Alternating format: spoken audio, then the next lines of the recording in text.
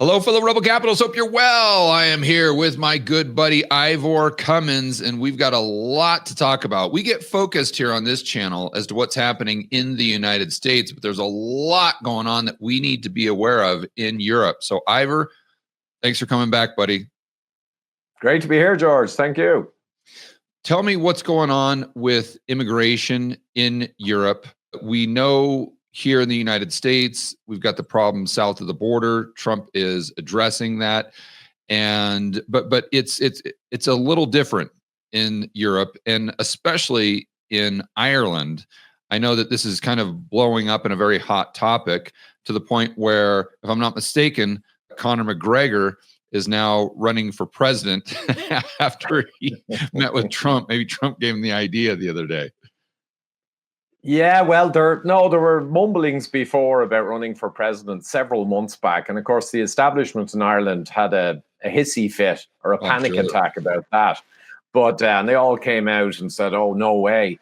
But they have ways to block him, because you need kind of submissions from various parts of society to even go ahead to be president, including academia and some political bodies. So go figure, like he's going to be up against it.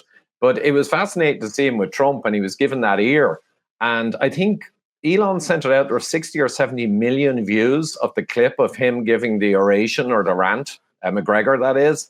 So there's this massive exposure embarrassing the Irish establishment. Now, just the background, we have an immigration or mass migration catastrophe. And I don't like using the word unfairly. It's a catastrophe. So when McGregor said the 40 million Americans who like to go to Ireland, you can forget about it in a few years if this goes on. We've gone from 8% foreign born to, I think, 25% over the last decade or so. And the last few years is adding a huge amount of it. And there's a relentless torrent coming in.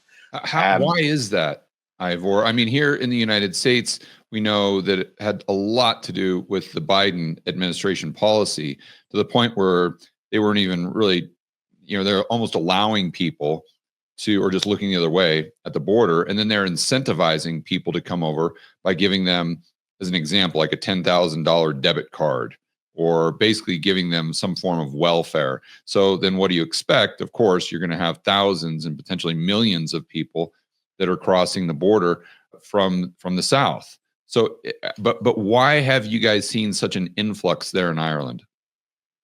Well, yeah, so there's a massive magnet of cash, housing, promises, anything you want. Okay. So to give an idea, 2022, our Minister for Children, I think, and Migration or whatever, completely weird individual, sent out a tweet on X in Ukrainian and basically said, country's open business, come on over. So you could say, fair enough, oh, there's a war, it's tragic, fair enough.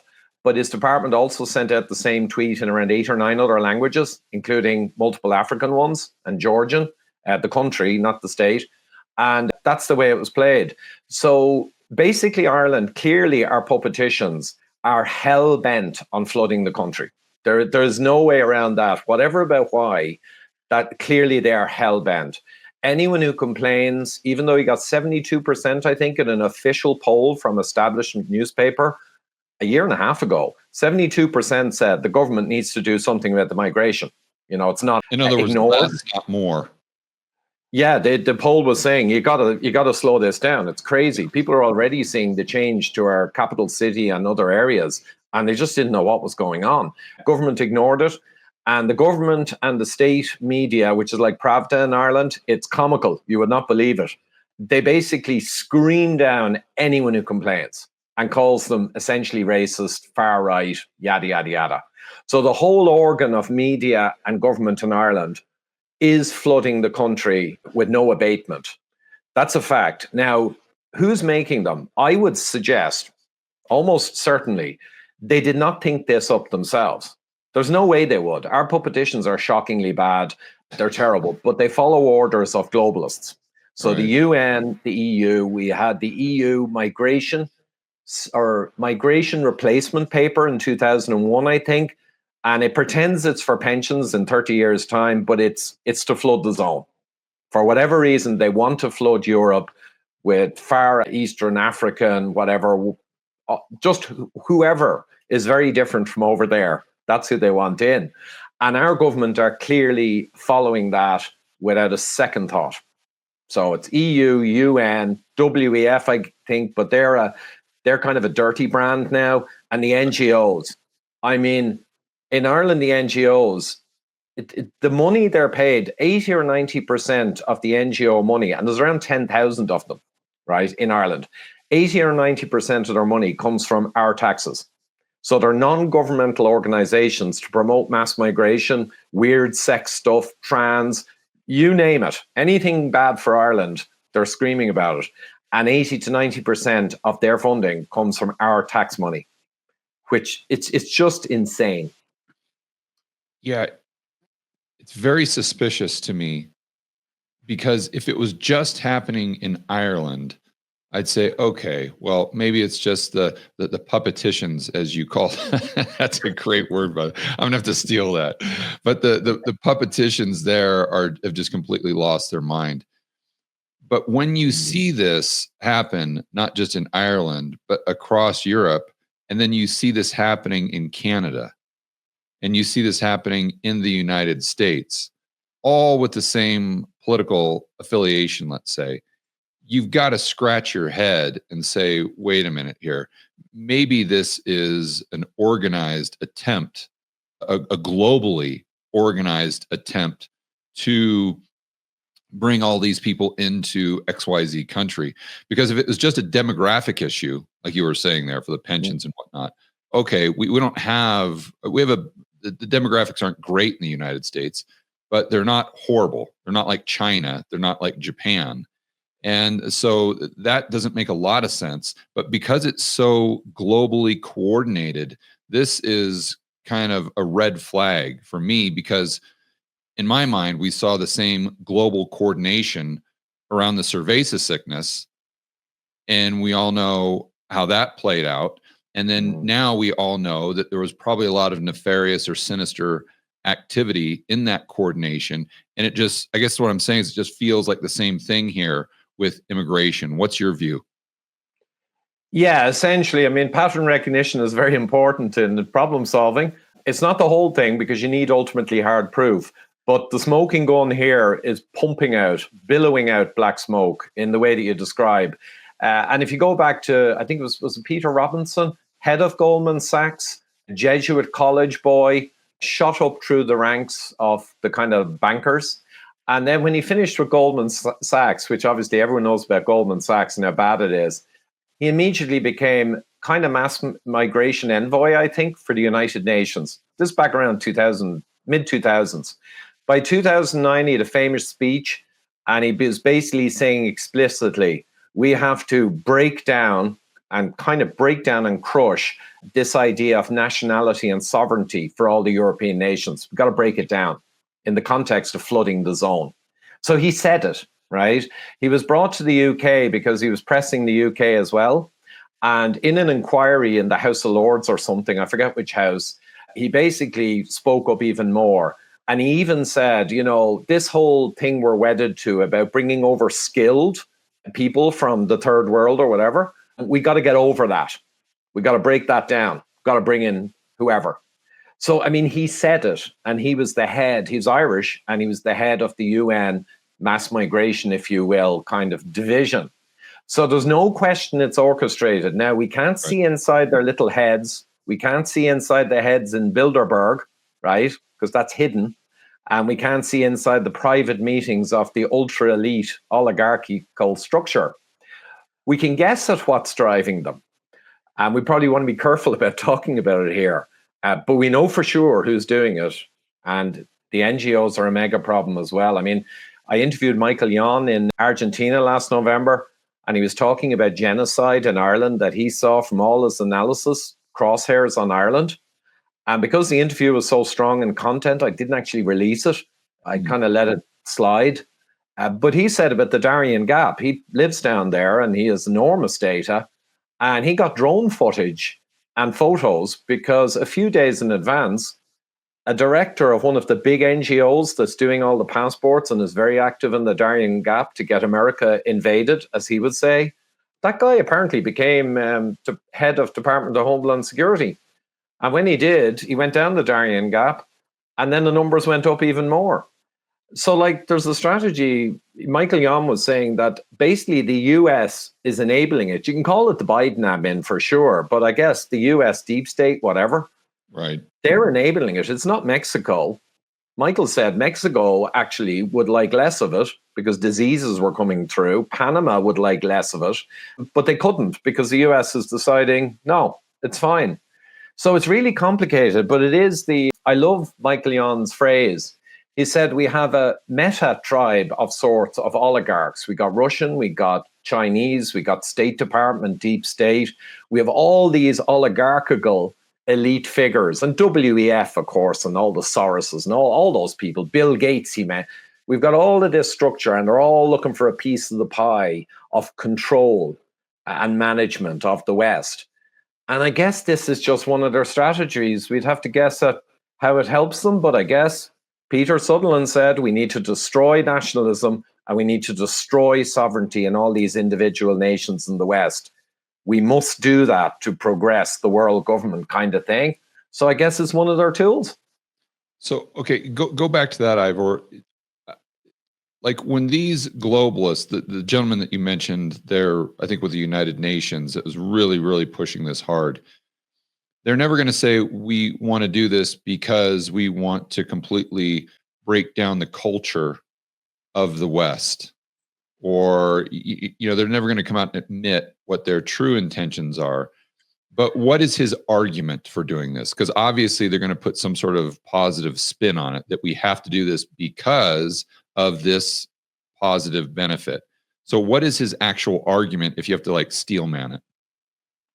Well, just to paraphrase from when I went through a bunch of his quotes, etc., they've got we need it economically because of the lower birth rates. That's an old go-to.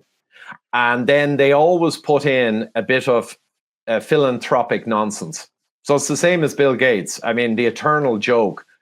He's accused of being a megalomaniac. He goes to the Supreme Court around 2000 and he's thrown out as a megalomaniac and he's stopped from his megalomania. And as someone commented once on X, the next morning he woke up and suddenly decided he wanted to save black babies from diseases in Africa. Right. So he got into vaccines. I mean, Sutherland's the same.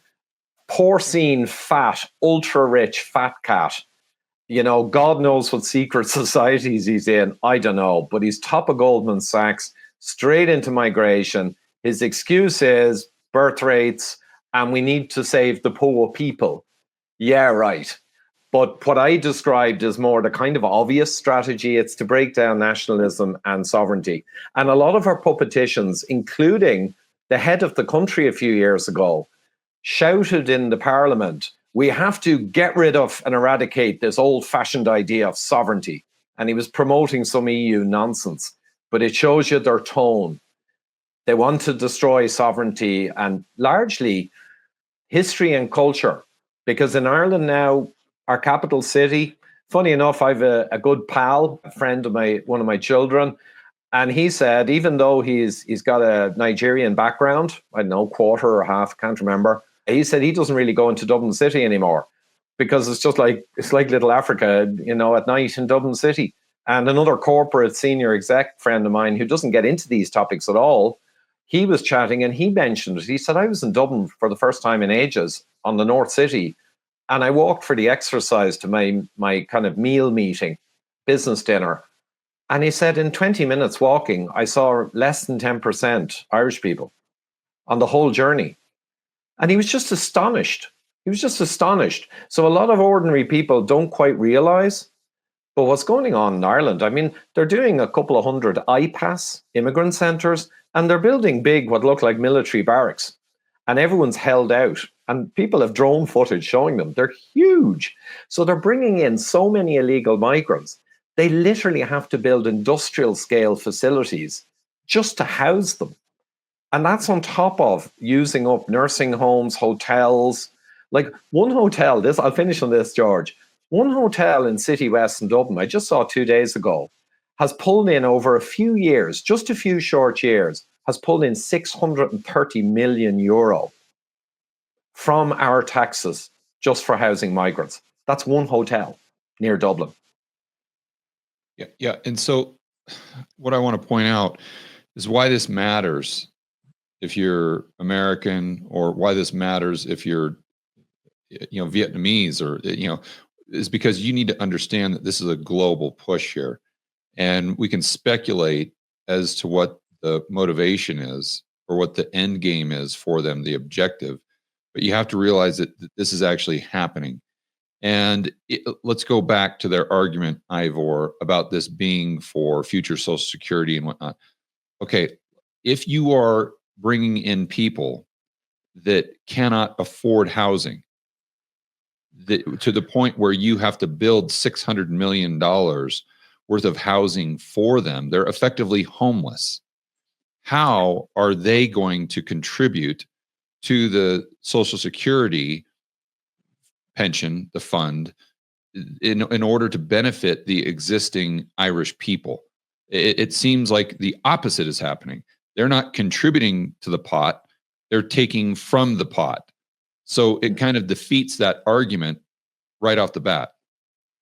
Absolutely. Well, the time value of money, of course, all the money that's being soaked for the last X years and the next Y years. If you put that aside, obviously with kind of increase in value, you'd have masses of money in the future if you did it, but they don't. The other thing is, around 10 or 15 years ago, it was common that European countries like Italy and Spain, I think Ireland as well, did some of it. They were promoting people having children, kind of for the broad reason that you don't want to let your population collapse and be an old population. And that's not that long ago.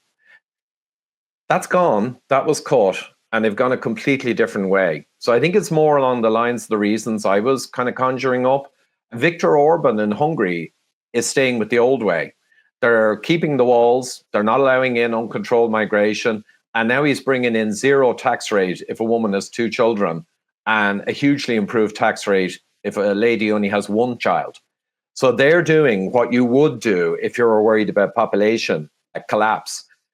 I mean, it makes no sense. The cost, I forget the European country, it was maybe Denmark, and somehow under the radar, they got away with doing an analysis of the numbers you're talking about. And it was net kind of negative. Right. Because of the earnings of immigrants over 20 to 30 years, it doesn't even add up. Yeah. So it's a BS excuse. It's cover. That's all it is. It's cover for what the big boys want, the globalists. Yeah, it's probably a politically incorrect view I have, but I do believe that culture matters a lot. Right? Like all human beings are equal in the eyes of God. I think we're all created equal, but the cultures are quite a bit different. There's some cultures that obviously excel at certain things, such as let's just say the Chinese culture.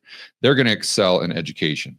Like if you've ever known Chinese parents, I mean, they are, they don't care about sports, I can assure you. What they do care about is they care about their kid getting A's in math and science, all these things. That's really, really important to their culture. And that differentiates it from, let's say, the American culture, where we like to focus a lot more on sports or music or expressing yourself. And I'm not saying one's bad or one's good. I'm just saying they're different. They're a lot different. So when you're bringing in people where their culture or what they're bringing to the table doesn't really make sense from an economic standpoint, you have to assume that the reason they're being brought in is for an ulterior motive, let's say. So let's go back to that, Ivor, because they say that we have to break down nationalism. We have to break down sovereignty. What's their rationale for that? Like, what positive spin are they putting on that argument? Well, at the time that was quoted by Sutherland at some big talk he gave, I think it was the UN, it wasn't really, that was given simply as, this is perverse.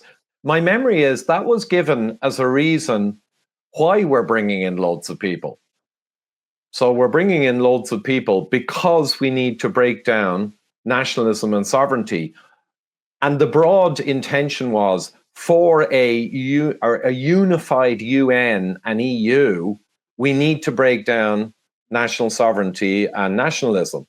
It was just abroad, a lot of them use these word salads and they're dog whistling to the other guys in the audience. Which is another red flag, by the way. Yeah. And the hypocrisy is a fascinating one, that a huge amount of the heads of the snake, if you will, are in Switzerland. But Switzerland is vastly more immune to this than any of the countries around it. And they've always been neutral in the wars. And they protect their beef and their farm produce. And all the other countries, you heard about Holland and Ireland, it's dreadful. All the other countries, their agriculture and self-sustaining local good foods and the nutritious meats we all need critically, all the countries are getting smashed with net zero nonsense. And the farmers are attacked, the war on farmers. But Switzerland, it's kind of remarkably unaffected. So that's another thing to watch for, is hypocrisy. It's kind of multiculturalism for thee, but not for me. There's an element of that with the Swiss thing. So it's basically, they have decided, I guess, at its simplest, and as Michael Yon said, a kind of meta group of oligarchical structures, frenemies, some outright enemies, but they're all together on this. That's the way it is. But they've decided a messed up, smashed up, culturally weak, historically unaware consumer blob in the West is what we want. It's better for us. And I guess it is much easier to manage because you have no opposition when you just got a blob and everyone's got their head in their phone and they lose their sense of history and culture, etc. It makes sense to me, actually. I'd probably do it if I wanted to rule over a global government in the West. Of course you would. But one quick thing is really important, George, and I say this in every interview, I nearly forgot. When I was young, the Vietnamese boat people came to Ireland, again, based on wars from America. But anyway, and totally welcomed. We had a couple in our school. No question of racism, not in the slightest. And they opened often like kind of food stores or little restaurants, takeaway shops. Like in London, all the Indian kind of colonial people came in the 50s, 60s, and it was all fine. But were they given welfare? No, they tended not to be. I mean, they were helped out, and people allowed them stay in their houses, and there was an element of helping out. But it was a real war. It was tragic. Government orchestrator for that. See, this is my point. This is my point, and I'm all in favor of immigration, absolutely. But if you're going to say, okay, there's some people that can't come in, and there's some people that can come in, you've got to allow the people that are going to produce, the people that are going to be a net benefit to society. And a lot of times that's kind of a self-weeding out process, because if you don't have the welfare component of it, then think about who you're attracting. You're attracting people that want to produce. You're attracting people that can and are confident that they can produce more than they consume, right? But if you add that welfare component in it, now you're attracting the opposite type of people. And I think the ultimate would be just get rid of welfare. If you get rid of welfare, then you're going to have that self-selection process. And the people that are coming in are most likely going to be the people that you want to come in. But if you're going to put up those borders, if you're going to have welfare for the local people, you've got to have that discretion in who you have come in, and you want the people that are likely to produce the most. And that's what I'm getting at here. Where this becomes very weird is they're actually doing the complete opposite of that, which leads you to the conclusion, or at least a possibility, is they're trying to disrupt society. They're trying to create social unrest. They're trying to dismantle the local culture, and they're trying to dismantle Western civilization. And I think they're trying to do that as a strategy to usurp power and control. Absolutely, George. I mean, perfectly put, and similar in America. And add on top of that the voting, because when they bring in these people, exactly as you describe, they're highly biased towards people with no particular potential, and they flood them with welfare. So if you got rid of the welfare, it'd fix it. but there's no way they'll get rid of the welfare. In fact, there was a story only yesterday, actually hit mainstream, where it came up in Irish Parliament, and I shouldn't say refugee, it's an invasion of migrants. It's not refugees in the main, but a migrant was getting his car bills paid for, servicing his car, like a couple of thousand. And apparently this is widespread. No Irish get that. I found out from another person who works in the department of the government and said basically that it takes 2 years to get on a special enhanced kind of unemployment benefit for Irish people, where I think they pay the employer while the employer gets the person. It takes a couple of years and waiting lists. Migrants apparently are getting it pronto. So the whole welfare system is turned like an enormous fire hose to grow the migrant problem. There's no question about it. Let's go back to the Vietnamese people. Like these are entrepreneurs coming basically in. These are people that are very self-sufficient, incredibly self-sufficient and ambitious. So who are they most likely going to vote for? You see what I'm saying? Are they going to vote for bigger government, or you think they're going to vote for smaller government? Exactly. That's what you got to ask. Let me tell you a quick story, Ivor. I think you'll get a kick out of it. And a lot of Americans, I know they understand the degree to which this is a problem, or it was a problem with Biden at the southern border. We had the Venezuelan gangs coming out. We literally just had there's a lot of great people coming over, I'm sure, but you also had the bottom of the barrel from all these, South American, Central American countries and Africa. And, they're all coming in through the Darien Gap to your earlier point. But I think Americans assume that, yes, we're letting these people in. It's a big problem, Biden, but we're also letting in the greatest people in the world that want to come and contribute to society, to contribute to the economy. And this is where Americans, I think, are completely in the dark. As an example, I was just in St. Bart's, and my good friend Hugh Hendry is out there. And he's got a gal that's his villa manager. So in St. Bart's, you got all these giant mansions, that overlook the Caribbean. And it's like a full-time job just taking care of this thing. So the gal that is his villa manager is a gal named Goldie. Now, Goldie is from the UK. I believe she's from some area around London. She's just the most courteous, intelligent, ambitious person you could possibly find at the ripe old age of 22 or 23, right? And I've seen her work for Hugh, and Hugh's very difficult to work for, by the way. He'd be the first person to admit it. And she handles it no problem. I mean, no problem. She does her job. She goes way above and beyond. I mean, she is the absolute perfect employee, someone that's almost impossible to find.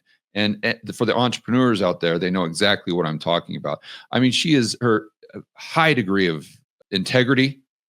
I mean, she's got an A+ character. She is someone that you definitely want to come into your country, right? Not only that, and here's the kicker, her dad is a billionaire. No joke. Her dad is a billionaire. All right. Yet she's still out there just hustling, working 12 hours a day, doing all this crazy stuff for Hugh, this manual labor, cooking. I mean, doing all these things just to make sure that the villa is taken care of and the guests there have the best experience they possibly can. Right. So she was telling me the other day that she's been trying to get a visa just to go to the United States and hang out there for like 3 years. And she can't do it. Not possible, Ivor. Completely impossible. So you've got Goldie, the United States, is sitting there giving her the Heisman. Like, no, we don't want you here. But yet we've got the Venezuelan gang members, and we're not only allowing them to come in, when they get here, we're giving them a $10,000 ATM card and putting them up at a 4-star hotel in New York City.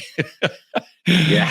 If that doesn't raise your suspicions, I don't know what will. Yeah. And I could tell you 20 stories of young people that I know that are just like Goldie that cannot get into the United States. That is not a one-off. Yeah. That it's completely insane. And I think it just speaks again. It's like all roads lead to Rome. It just goes back and speaks again to what we were saying. It ain't nothing to do with what they're saying. It's clearly to break down and make some kind of a blob and then run it and manage it more easily. And of course, the votes. And maybe they want a bit of economic mess as well against the middle and lower class, like COVID was. But, you know, I saw last year, we exceeded the mega peak year of migration of the Celtic tiger back in the early 2000s. And there was a massive amount of people coming in and no one complained. Well, why not? Well, they were Polish, they were coming from Eastern Europe, they were coming from all over the place. They were all working like hell when they got here. As soon as they hit the ground, I had Eli, a plasterer from Romania. I had a couple of bricklayers doing a job for me from Poland. I know 2 or 3 people, just myself. I know people in close circle who got married to Polish women or men. All of it was migration of the old style, you know. And indeed, you know, we had Filipino nurses coming over, I think quite large amounts in that time. Same thing, they were working, doing 10-hour shifts. Yeah, they didn't need $600 million worth of taxpayer funding to put a roof over their head. For one hotel in Ireland out of myriad. That's 600 million is just one hotel. But yeah, absolutely. You're talking billions and billions and billions. So that's what happened. That was normal migration. The Vietnamese boat people was normal migration. And there was other stuff as well. This is totally, people need to understand this one clear point. And you did say it. We'll say it finally. This is antithetical, as they say. This is the opposite. This is chalk and cheese, apples and oranges. What's happening in Ireland the last few years, and America, as you mentioned, it is the exact opposite of migration as we always understood it. And I agree with Michael Yon. It's an invasion run by very sinister, higher up, you know, bureaucratic bodies and worse. That's it. That's the bottom line. But how does this proceed? Because, and this is just a guess, I'm sure you would know this a lot better than I would.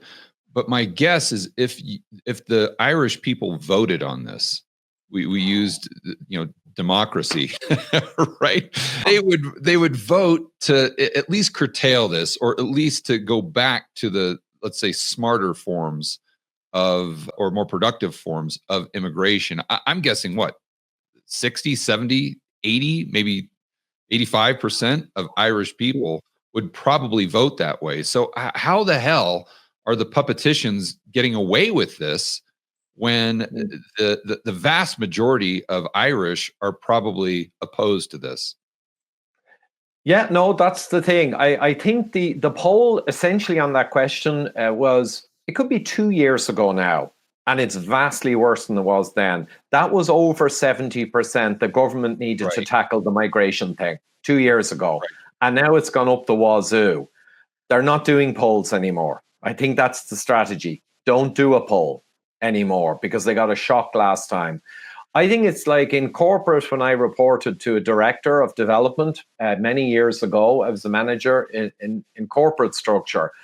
And when the VPs and the top table brought in a really nasty new thing for the employees, like once we brought in pay cuts, even though the company was still making a ton of money, we brought in voluntary pay cuts, and all of us managers had to try and convince the employees to take them.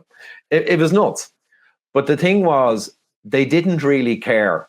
If they wanted something, they pushed it in remorselessly. And one of our senior directors had a famous phrase, guys, it's not an effing democracy. This is what's coming down from the top. It's not an effing democracy. That's how our puppeticians are behaving right now. It's not an effing democracy. Profits, Ivor. When, if they're pushing these policies that are so unpopular, when do the people just say, no, we're not voting for you anymore? We're voting for someone else. Like there's no one else. There's no Trump. Yeah, there's no Trump. I mean, we've got the two main parties for the last 80 years or whatever, Fine Gael and Fianna Fáil.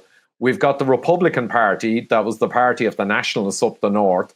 They're completely pro-lockdown, pro-pharma, pro-vaccine zealots, pro-immigration. They want more immigration. So the alternative is worse, and the two main parties are sharing government And it literally doesn't matter who you vote for. Wow. I know that's a cliche, but it literally doesn't matter. Only people, noise, and pushback will make these puppeticians begin to do something. And the problem is the puppeticians and the state media and all the media scream when someone complains about this scenario we're talking about that's happening. They screech. They're so quick to say racist, far right. They'll say anti-Semitic if they can find any excuse. They will use any slur they can, any weapon they can. They'd throw it all out. Fill up the shotgun, 200 balls, number 6 cartridge of pure slur, and they fire at will. And McGregor now has gone. They got 70 or 80 million views highlighting how they're all scumbags and they're liars, and Ireland's at huge peril. It's interesting times. Good for him. I mean, way to use his platform. Obviously, he's one of the most popular. I mean, I'm a big MMA fan, so he's the most popular Irishman I know of, currently. But I would assume that I guess you got Bono. He's pretty popular too. But ultra globalist. I mean, Bono was a globalist pig long before we had any. But McGregor, by the way, one quick thing. When the announcement came out in Ireland, the media went into a froth of attacking him and talking about the civil rape case, because they wouldn't take a real case. I don't know the details. There was only a civil one because Director of Public Prosecutions probably looked at the data and said, we're not taking a case like this. Right. And even apparently the person's own pals questioned the whole thing. But I'm not getting into legalistic stuff. But after he announced the president and did the Trump thing in the Oval Office, the Director of Public Prosecutions immediately announced through the media that they're looking at him now for hate speech, inciting violence. Back in, I think, 22, when there was a migrant stabbing of children. And apparently, I don't know if it's true, but I think it may be true. They're talking about, we are at war now, guys, a tweet. But that was the day before the incident. So, it's just more absolute propaganda. They will do anything to stop him. So that's it. Well, that tells you everything you need to know right there. Yeah. I mean, it really does. It's just like Russell Brand. I mean, that comes to mind. I mean, Trump himself, when he first was elected, it was the whole, I'm not saying that what he did was right or wrong, or if it was proven or disproven, but that's what they do. When they find someone that threatens them, then they attack them with everything that they have. And the fact that Conor McGregor is a threat, that tells you what their motivation is, right? That tells you that their objectives, their incentives probably aren't exactly what they're stating. And understatement, but yes. So how do you think this plays out? Because, and I want to focus on Ireland because you're right there in the thick of things, obviously where you live, but it is a bit of a proxy for what is happening throughout Europe. And I do think it's fascinating that what you're saying there with Switzerland is they don't have this immigration problem. Is that correct? Yeah. Now, a few people, when I said that, said, we have loads of them down where I am, blah, blah, blah. But apparently it takes 15 years before you can get citizenship in Switzerland, and it's very controlled. So they bring in low-cost workers, but they don't get jack. And it's 15 years there before, if you're outside EU or whatever person, before you can even apply. That's my understanding. So it's chalk and cheese. In Ireland, if you literally fall out of the back of a container truck because you came across the Irish Sea, when you hit the ground in a pile, you're basically not only a citizen, but the government tell you, by the way, you can vote now and vote for us because we're going to give you all this money. That's the difference with Switzerland. So that's another thing that should be or raise suspicion, to say the least, is that all the people, and let's remember, where's the World Economic Forum? That would be Switzerland, right? Where is Davos? That would be Switzerland. So Bilderberger in this protected country, let's be honest, of all white people, of all rich white people, and then they're sitting there pointing fingers, everyone else saying, you got to take this group and you got to take that group, but we want to protect our culture here. And the hypocrisy I think just screams kind of sinister intentions as well. But anyway, getting back to Ireland here, because again, I think this is kind of a proxy for what's happening throughout Europe. How do you see this ending? It's a tricky one. I mean, I was in the Mavericks conference in, I think it was El Salvador, and first time I met Michael Yon, or no, it was actually Buenos Aires. And he said how he felt from all of his analysis, and he's a hard-hitting guy, super smart, war correspondent, Green Beret. This is not your average dude, incredibly knowledgeable.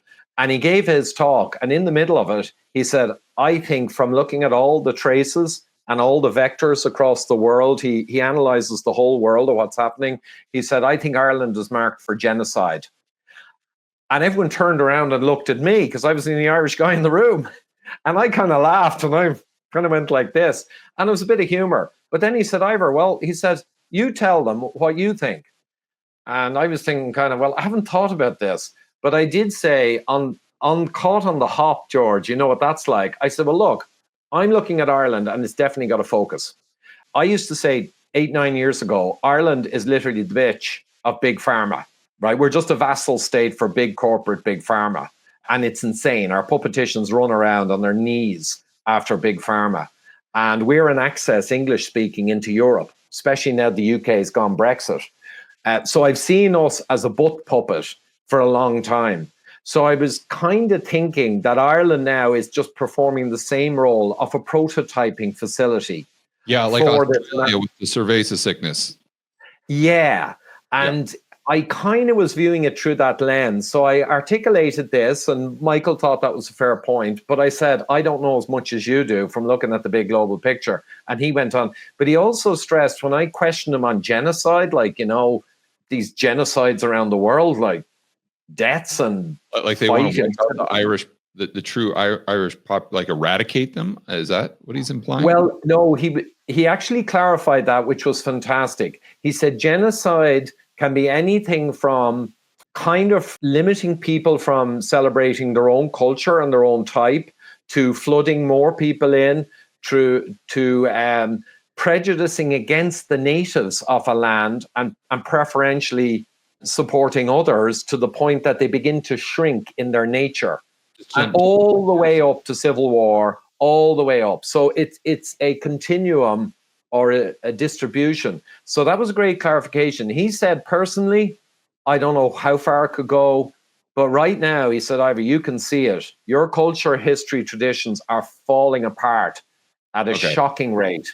Okay, so he's using that pretty broadly, not necessarily for the people. Exactly. But more so for the culture and the traditional way of life.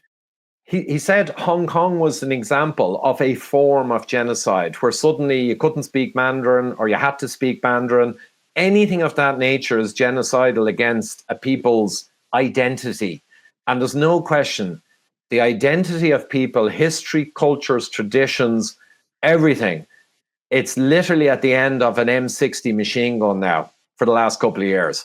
How long can we maintain it in the face of that fusillade or barrage? I don't know. A couple more years at this rate, and it's like head for the hills. I don't know. It's insane. It truly is insane. People need to understand that. It's insane. And you have to point out the hypocrisy there too, which should be another huge red flag. And the hypocrisy I'm referring to is they're so intent on identity.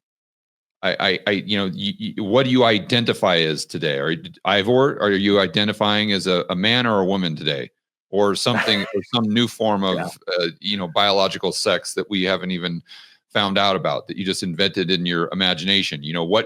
We have to be very, very careful about Ivor's identity. He should be telling us what his identity is or how he identifies. But yet, for some reason, if you identify as an Irish citizen or someone who favors the culture of Ireland, well, then that doesn't count. And we're actually against that. So why is this identity so important? And this identity not only unimportant, but something that we should dispose of? And that's the kernel. And the answer is, I believe it's quite simple. I know we're touching around it. It's all BS. Everything they say about these things is BS. It's a tops-down strategy. We won't get into exactly why they're doing it, but clearly the destruction of our nationalism, of our sovereignty, and the destruction of all the nation's identity. You're absolutely right. The destruction of all the identities is important to them. So much so that absolute havoc is being wreaked on all the countries. And the UK is in a mess too.